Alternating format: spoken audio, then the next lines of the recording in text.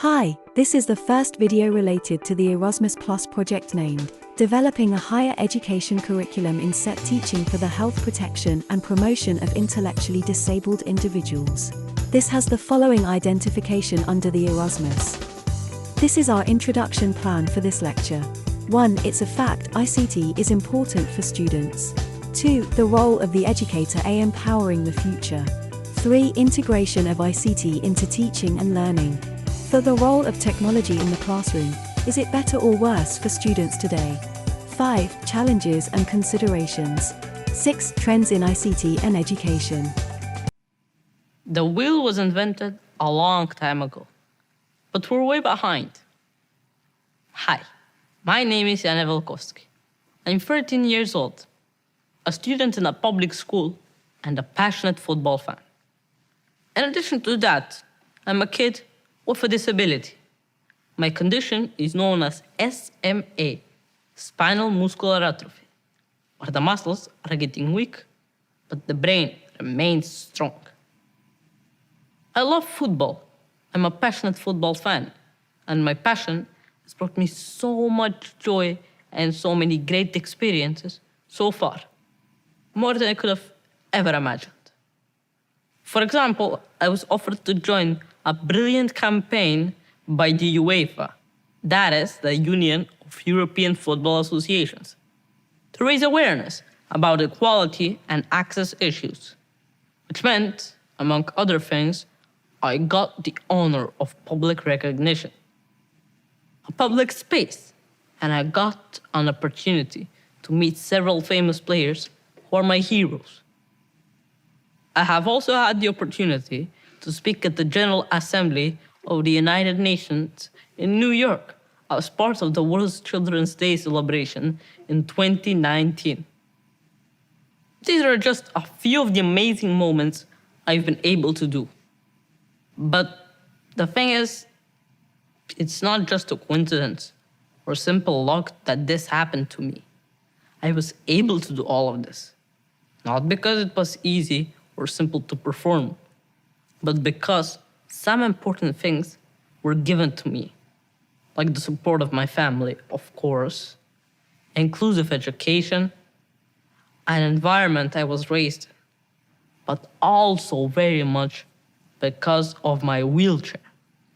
It literally has made all of this possible. I'm independent with my chair. I'm free to go wherever I want to. I'm able to do things I couldn't otherwise. My motorized wheelchair gives me three incredibly important things: freedom, independence, and ability. Some people ask, isn't it just a wheelchair? It seems like a small thing, no big deal, but it's not. It's a big deal to me. It's what made all of this possible. But the question is, do you think every kid like me has a wheelchair? No. I did a little research and I found out that today over 1 billion people require assistive technology to achieve their full potential. But 90% do not have the access to the assistive technology that they need. That means only 1 in 10 people with disabilities who are in need of assistive technology have them. I'm that 1 in 10. I'm the lucky one. But still, in my country, I'm not eligible to get a power chair until I'm in school, which means around 6 years old. So from 2 to 6 years old, how am I supposed to move myself around independently? I'm supposed to be pushed by another person when I want to get out of bed or go outside my home before the age of 6? Do you think this is okay? No, not at all. So let me tell you how I got my chair. I was around 2 when I started to wheel around. Every day, out with my neighbors, but first using my manual wheelchair, pushed by my mom, which, to be honest, kind of makes it hard to be just a kid hanging out with his friends when your mom is always right there. My parents have been looking for ways to get me a power wheelchair a long time before school. But it took them years to finally have it. When I was 5 years old, a year before I started primary school, I got this power chair. And it was not from the government or health insurance, or even because my parents could afford it, but because it was a donation from another family overseas. From a child with SMA who had outgrown the chair in the United States. It was a gift in every sense. Their donation gave me the freedom I needed so much. Now my mom says I have a better social life than all her friends and herself. When I was a very small kid, my parents, like others, were usually speaking on my behalf to the people in our surrounding. Even to the kids out there, answering questions about my chair, my legs, my condition, all of that. They were saying, oh yeah, sure he can play. His legs are a bit weak, but he can do the same things as you, only in a different way. I think that pretty much gave me an idea of myself and how to live my life and what to say to the world. That was the beginning of my wonderful social life. Later, in kindergarten, I was able to drive my power chair freely and enjoy life. By the age of 10, I knew how to keep myself safe, so I just needed a bit of assistance for transfers and books. Otherwise, I was independent and so happy going everywhere with my friends. I have wonderful friends from my school and my neighborhood. I really enjoy spending time with them. But can you imagine how my childhood would look like without my power chair? I cannot. I'm forever grateful to the family that donated my power chair. But my freedom and independence and ability should not depend on luck or charity. No one should be. This assistive product needs to be available to everyone who needs it. By the age of 2, most children are able to walk on their own. Those children who have some sort of disability and can't walk, they should be given an AT, an assistive technology, in order to move. If they have a proper wheelchair from the early age, they will have a great opportunity to discover the world around them. Freedom of movement, no matter on legs or on wheels, it's a human right, which means policymakers have to provide what children with disabilities need in order to move. It's about being able to go to the park to play, go to school, go to work, really everything. This chair is my legs. This chair is my life. The wheel was invented a long time ago. And thanks to the invention, I can move myself around. So this time, literally, the wheel doesn't need to be reinvented. We just need policies to make sure that wheelchairs are available to everyone in need. But it's not only just a wheelchair. We also need physical infrastructure. For example, ramps, elevators, roads without obstacles, accessible transportation, school buses, so our environment becomes more accessible for all. We live in a society that is not giving enough support to fulfill the potential of young people with disability. Like me. We need to think about how to change that at a global level. If society removes the barriers that prevent me from doing everyday things, I can become a very productive person and give back to the society. I have so much to contribute with my intellect, my brain. I believe I can become a lawyer or an architect, whatever I want to. Also, I'm an excellent football coach and a strategist, so I have that to contribute too. I have so many things I can do to help my community, my country, and the world. We may think of that as a mutual benefit. How, you may ask? Let me tell you how I see it. An able body doesn't give you a direct path to a happy life.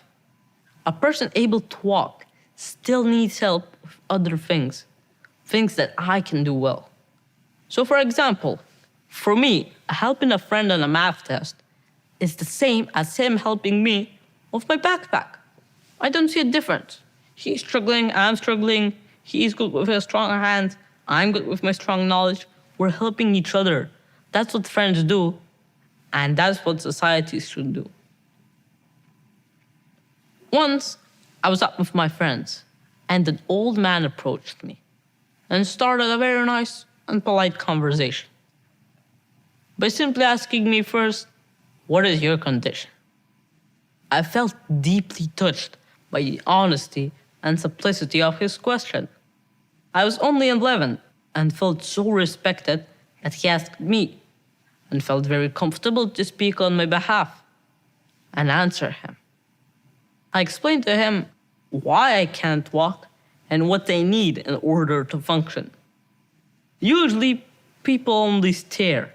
Yeah, I know it's not a standard picture of a child. My wheelchair is very interesting. I was even cuter when I was small. But still, it's not comfortable when people stare. It's better not to stare, but to care. If you see a wheelchair user, rather than staring and wondering about them, look around and see if there's something you can do to help.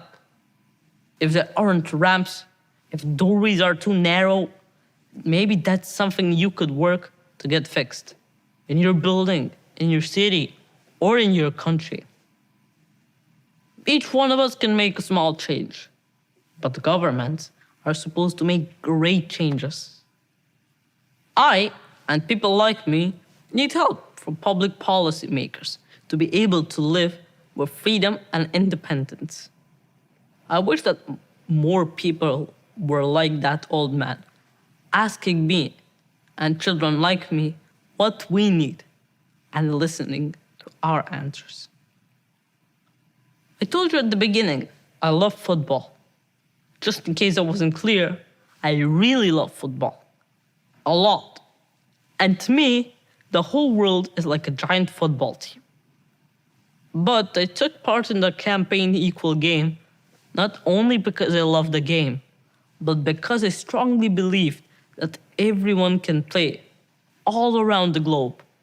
Men, women, able, disabled, young, old, doesn't matter. All of them were able to find their way to play the game that they love. All they needed was the barriers to be removed. So I see this world as a playground where people and governments are like a team, and we need to make sure that everyone is able to play. Thank you.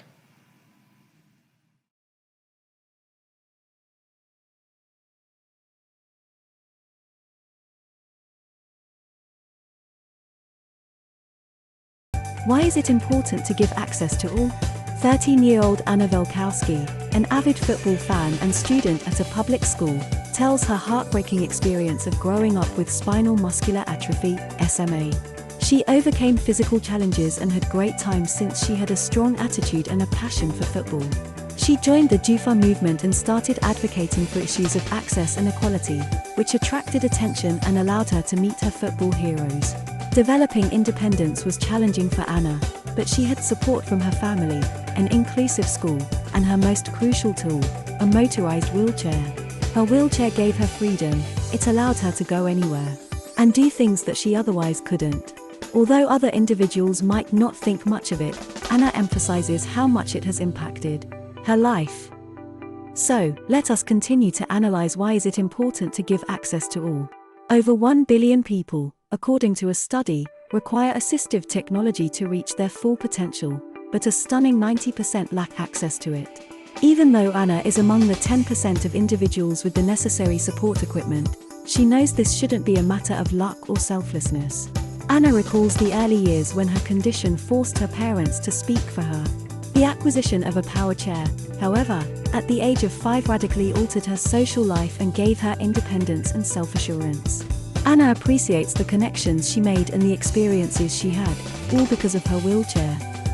Still, we need to continue to see why is it important to give access to all.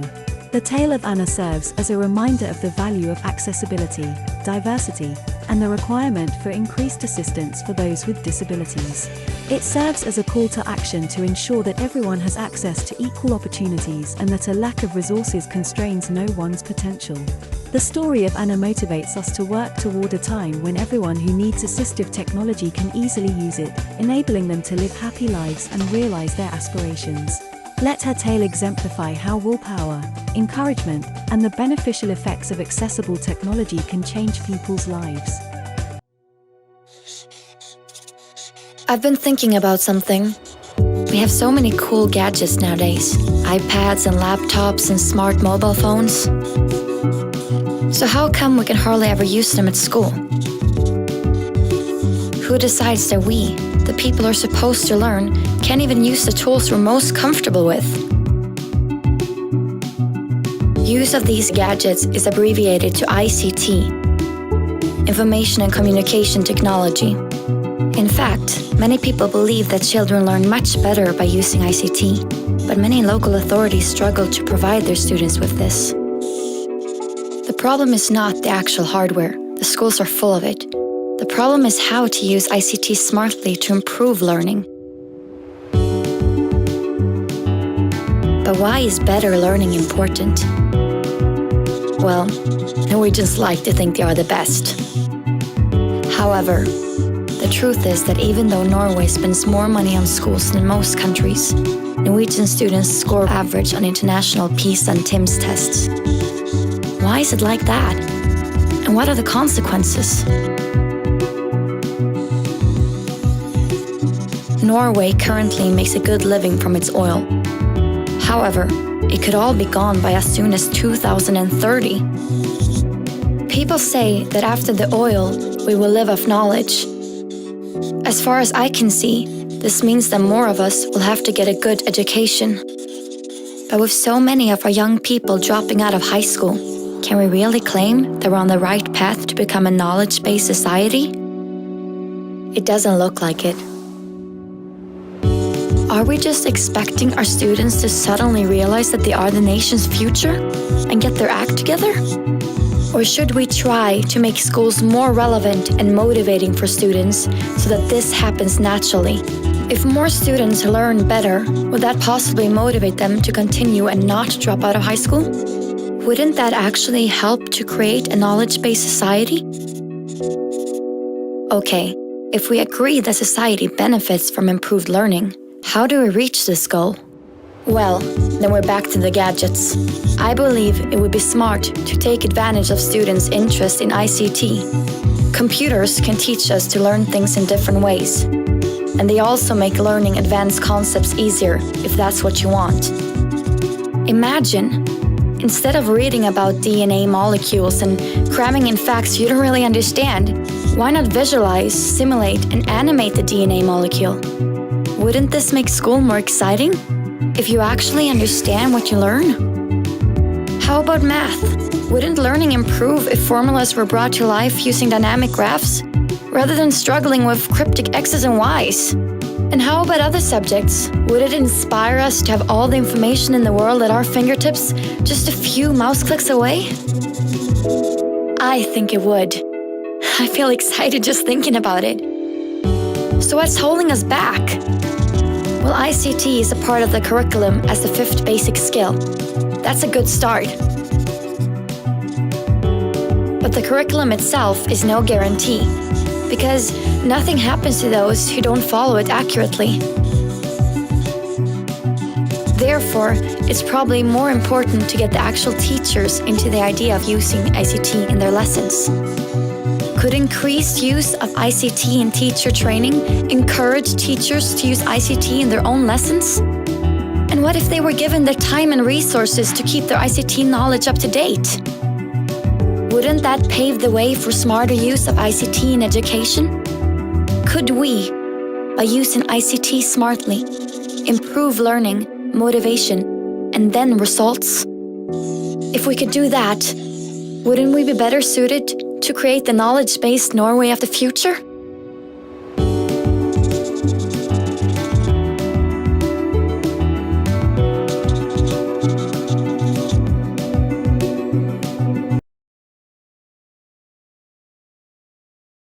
Now we will proceed to the ICT in education, how they can empower the future. In contrast to their widespread use, cutting-edge devices like iPads, computers, and smartphones are rarely used in classrooms. Although these tools fall under the ICT, Information and Communication Technology, umbrella, many educational institutions struggle to integrate them into the learning process successfully. ICT can significantly enhance educational results. ICT is a crucial educational tool since studies show students learn more effectively using technology. From the previous video, despite making significant investments in education, Norway only receives average results on international exams, highlighting the need for reforms in the educational system.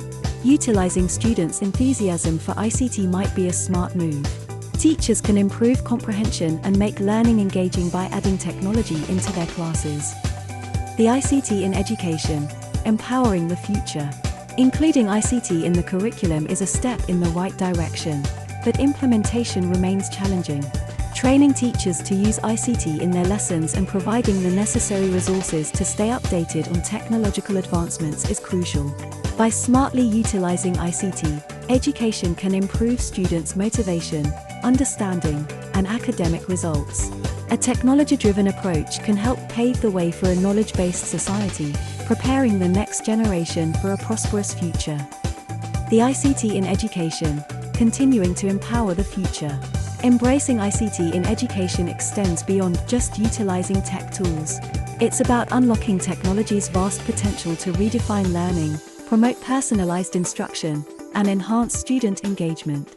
Norway has effectively integrated these digital advancements into classrooms by investing in teacher training and fostering innovative teaching. They provide substantial resources and nurture a culture of innovation that sets the stage for a more responsive educational system. This approach propels a country towards a knowledge-based society, equipping its citizens with crucial skills and fostering creativity, critical thinking, and digital literacy.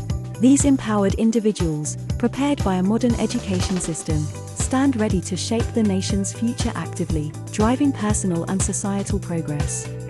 ICT in education. Why is it compulsory? Integrating digital technologies, such as computers, the internet, mobile devices, software applications, and other electronic resources, into the learning process is called ICT, Information and Communication Technology, in education. ICT in education is crucial for modernizing the learning process, improving educational outcomes, and preparing students for the challenges of a rapidly evolving digital world. By leveraging the benefits of ICT, educators can create dynamic and engaging learning environments that foster critical thinking, creativity, collaboration, and innovation among students. The ICT in education. Why is it compulsory? The use of ICT has become increasingly important for several reasons. 1. Improving teaching and learning. Interactive and multimedia technologies provided by ICT make learning more exciting and efficient. It gives teachers the freedom to present knowledge in various ways, accommodate diverse types of learners, and employ simulations or digital experiments to reinforce ideas. Online resources make it easier for students to learn independently and conduct research. 2. Access to information and resources. Thanks to the internet, students and teachers may get instant access to up-to-date knowledge, instructional materials, and digital resources from around the globe. This knowledge democratization promotes more equitable access to high-quality education by bridging the gap between developed and developing regions. 3. Personalized learning. ICT allows adaptable learning systems to identify each student's strengths and limitations and adjust the educational material to suit those needs. This individualized method of instruction can boost student motivation and improve academic results. 4. Collaboration and communication. ICT removes geographical obstacles to communication and collaboration between students and educators. Students can collaborate on projects, share ideas, and have in-depth conversations using collaborative technologies like online forums and video conferencing. 5. Skill development. Students must master digital literacy to succeed in their future occupations in our digital age. ICT integration in the classroom helps students develop crucial skills necessary for the 21st century workplace, including digital literacy, critical thinking, problem solving, and creativity. 6. Flexibility and convenience. ICT enables a variety of flexible learning contexts, such as blended learning, online education, and remote learning. This adaptability serves a broader audience by accommodating a variety of learners, working professionals, and those with special needs. 7. Monitoring and assessment. Using ICT technologies, instructors can more effectively monitor student progress, carry out assessments, and analyze learning results. Learning management systems and data analytics can offer information about student performance, which teachers can use to modify lesson plans. 8. Cost-effectiveness. Despite the initial investment in ICT infrastructure and equipment, digital resources may be less expensive than conventional textbooks and instructional supplies. ICT can improve efficiency in educational institutions by reducing administrative costs and streamlining procedures. I want to start off with a question. Technology in the classroom, is it better or worse for our students today? And I want to kind of get your guys' insight, so let's see it. Thumbs up if you think technology in the classroom is more beneficial to students. All right, now give me a thumbs down if you think technology in the classroom is more harmful to students. Okay, good to get your guys' insights. Listen, little secret, I must admit, I've been teaching middle school for 5 years now, and I have no idea whether technology in the classroom is the best thing in the world or the worst. So, example, if I'm having students use cell phones to do some research, I'm always impressed when I see the kid who's got multiple tabs open, they're cross-referencing sources and citing information all at the same time, and I think, wow, technology in the classroom, what a valuable tool. But then you see the kid who's streaming Netflix or literally doing a TikTok mid-class, and I think, wow, technology in the classroom, what a needless distraction. And this is the problem, right? If my job as an educator is to do what's best for my students, in terms of technology, I don't know what's best for my students. So I did what everyone with the question does. I Googled it, right? Long story short, Googling did not go well. Kind of muddied the waters. Turns out, if you Google technology in education, you're going to find hundreds of articles that can convincingly argue both sides from every angle. So, admittedly, no help there. But the key takeaway is this topic's debatable, right? And if it's debatable, despite the countless and noble elements and missing pieces to the puzzle, there are 3 things that we know to be true about technology in regards to our students. Number 1, we know that technology can be dangerous, right? Schools face things like cyberbullying. It can bring problems out of the classroom into the classroom, whether it be academic dishonesty, right? Technology can make it easier to cheat. That's true. And recent evidence suggests that technology can even mimic symptoms of addiction, which is concerning for a lot of reasons. But either way, we know that technology is a minefield, and we got to be careful. The second thing we know, technology can be infinitely valuable. It can advance student learning in a way that no teacher or school could ever replicate. It can act as a vast reservoir of information that not only can turn any expert into a layman, or any layman into an expert, but can do so with a few short flips of the thumb, right? So, number 2, we know technology can be infinitely beneficial. So, if you're keeping score at home, we are tied up. It's 1-1. We know technology is good. We know technology is bad. And admittedly, we're no closer to answering our question. But the third point that we know to be true about technology helps clear it up a little bit. Third thing that we know is that technology isn't slowing down.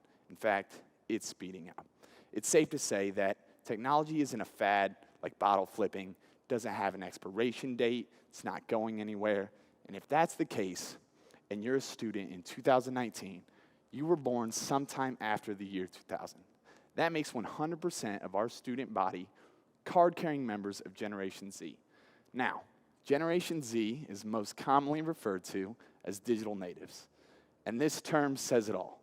because their defining quality is the fact that they've never experienced the world without the internet, without cell phones, without complete access to the entire world. And if that's the case, then that means that to our students, technology is less of a device that they possess and more of an environment that they inhabit, right? So hypothetically, if a school is experiencing cyberbullying issues, let's say, they may decide to ban technology because the problem is clear. Technology has a negative impact on student learning. And the solution is simple. No technology means no problems. But this solution's only temporary when you consider eventually that bell's gonna ring, right? And at that point, students are gonna leave the classroom, they're gonna open their locker, they're gonna take out their phones, and they're gonna exit that safety bubble. At that point, students are gonna find themselves in a familiar digital environment with the same risks and dangers, but this time maybe inexperienced and underprepared. So, when we re-examine the question, is technology more beneficial or harmful to our students, we realize that it's the wrong question to ask, because it doesn't matter if technology is more beneficial or harmful to our students. When we remember two things, number one, as schools and educators, our responsibility is to do what's best for our students, and our students have a device in their pocket that is both infinitely valuable and infinitely dangerous. That's why it becomes clear that utilizing technology in the classroom is less of a choice and more of a responsibility, right? Because as educators, we're mentors, and that means it's our obligation to prepare students for the challenges of being digital natives. As teachers, we have students practice skills all the time, but navigating digital waters takes practice too. And that's why it's our responsibility to be able to provide students with opportunities to develop their digital literacy skills and become lifelong independent learners. Thank you.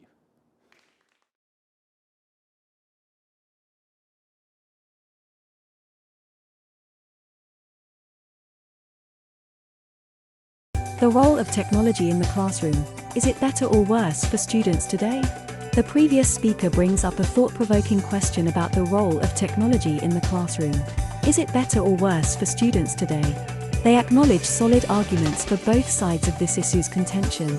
On the one hand, technology has the potential to be harmful, causing problems like cyberbullying, academic dishonesty, and addiction. However, technology may also be incredibly beneficial, providing information resources and improving student learning. The fact that technology isn't slowing down is an essential factor, and it's evolving into a crucial environment component for Generation Z students who grew up with technology. The speaker emphasizes that technology is not just a device they possess, it's the environment they inhabit. Banning technology as a solution to problems is temporary since students will inevitably be exposed to it outside the classroom. This makes the debate over whether technology is more advantageous or detrimental less significant.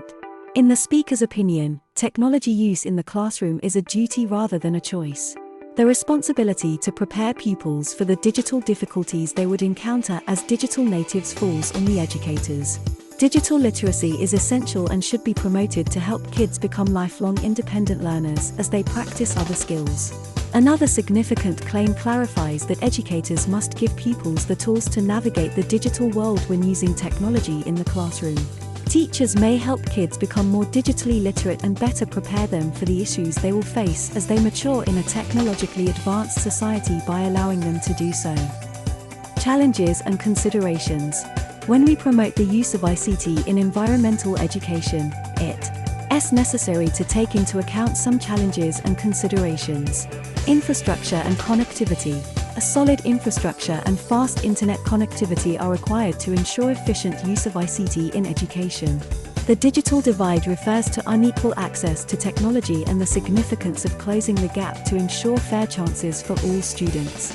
Teacher support and resistance. Talk about the difficulties educators experience when implementing ICT and the requirement for continual support and training. Privacy and security. Safeguarding data privacy and putting security measures in place is crucial for safeguarding students and educational institutions. Trends in ICT and education. Introducing new hardware. software, and procedures continually encourages the development of novel approaches. The following points highlight some current products. Emerging technologies, the potential effects of new technologies on education, including augmented reality, virtual reality, and artificial intelligence. Personalized learning, the movement toward individualized educational opportunities utilizing flexible learning environments and clever tutoring programs. Gamification and simulations, using simulations and gamification to create immersive, interactive learning experiences. Data analytics, how data analytics can be used for personalized feedback on student performance and educational assessments. You can take a look for more details in the Erasmus Plus project, developing a higher education curriculum in SET teaching for the health protection and promotion of intellectually disabled individuals, which is located on the website www.projected.com.